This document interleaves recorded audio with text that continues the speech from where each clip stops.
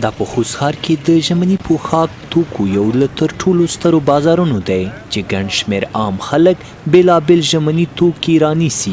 هټیوال وایي په کاروبارونو کې پوره ښه والی او پرمختګونه رامنځته شوي دي. دوی وایي د ژمي په راتګ سره عام خلک تر بل هر وخت مشتریان زیات شوي او لاملونه د توکو د نرخونو کمښت او ښه کیفیت دی.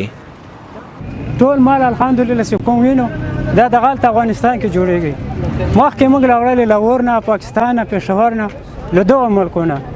نن چې موږ راوړو دلته کابل نه راوړو، ویش نه راوړو، دغه ځینې راوړو. خپل افغانستان کې کارخانې جوړې دي، خلک کارخانو کې شاګردان نیولې 10 نفره 50 نفره.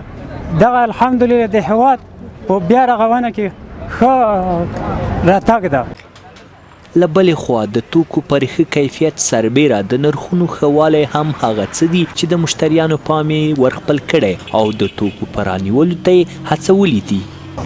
عموما د یو خلکو لپاره چې هغه اقتصادي ستونزې لري که نه، خصوصا بیا د افغانستان خلک چې بهر ډېر لیلام دلته راځي، لکه عموما خلک ضعیفه دي که نه، په دې کې د ژمي په وتو کې ډېر مرسته کوي او الحمدلله د 8 کاله کېږي دا کاروبار لرو چې د نورو کلو په نسبت الحمدلله امن ده.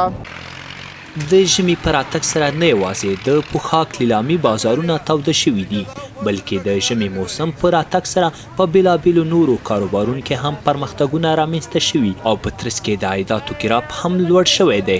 بل لوري ته په دې وروستیو کې پر کوچنیو کاروبارونو د مالي معاف کېدنه هم هغه څه دي چې خلک واړو کاروبارونو ته هڅېدلي او لامل یې د کاروبارونو په عایداتو کې د پام وړ زیاتوالی رامنځته شوی دی.